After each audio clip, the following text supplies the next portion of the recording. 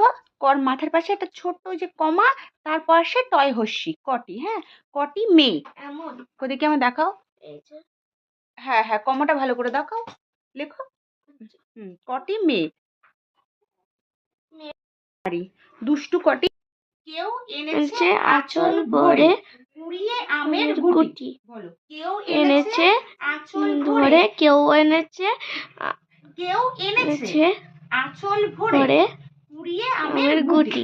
কেউ এনেছে ছোট্ট বাটি, কেউ এনেছে ছুরি, কেউ এনেছে ছোট্ট বাটি, কেউ এনেছে ওরা সবাইদের পাশে দেদাই খেলা করে। হ্যাঁ কেউ এনেছে ছোট্ট বাটি, কেউ এনেছে ছুরি, কেউ এনেছে বসে গেছে সবাই আজ বিপুল আয়োজনে। তুমি বই পড়বা, বই পড়বা, দিদিয়া বই পড়ছে। হ্যাঁ আর তুমি কোলে শুয়ে শুয়ে খেলা করো, আর দেখো দিদিয়া কি করে বই পড়ে। তুমি যখন বলো হবা তুমিও বই পড়বা, নাহলে তোমার পিঠে পিটু পিটু পিটু পিটু হবে।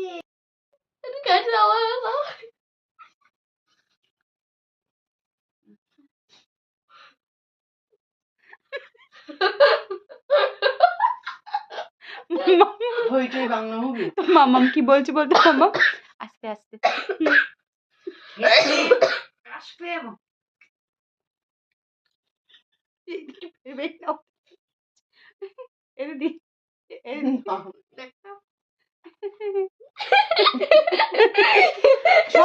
এই মামাম কি বলছে বলতো, এই দেখ এদিকে শোন, বলছে ডিস্টার্ব করিস না, সকালে খাইনি কিন্তু, বুঝলি মামাম সকালে খাইনি তোর মামাম দুপুরবেলা।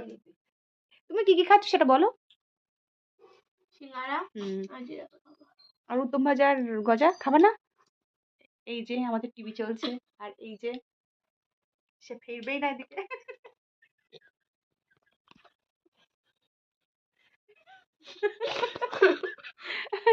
এই যে বই খুঁজছে, বই বিধিলিপি।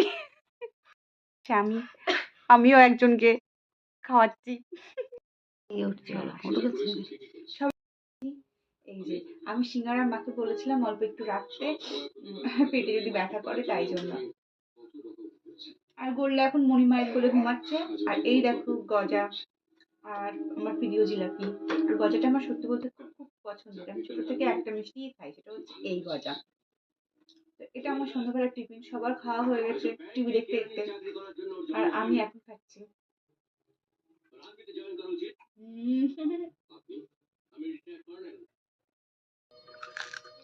জিলিপিটা একদম টাটকা, মচমচ করছে।